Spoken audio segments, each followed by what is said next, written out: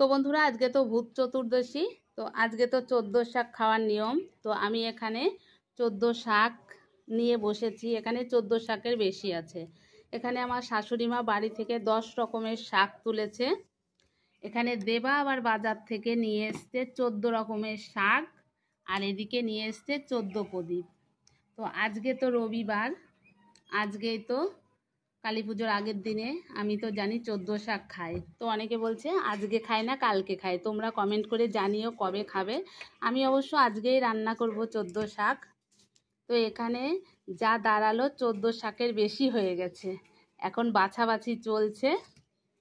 তো কমেন্ট করো কিন্তু যে এই দেখো এখানে 14 রকমের শাক কতটুকু দিয়েছে বাজার থেকে। বাড়ি থেকে অবশ্য না তুললে হতোও না। তোমরা কমেন্ট করে জানিও 14 শাক কবে খাচ্ছ, আজকে না কালকে। আমি তো আজকে রান্না করব।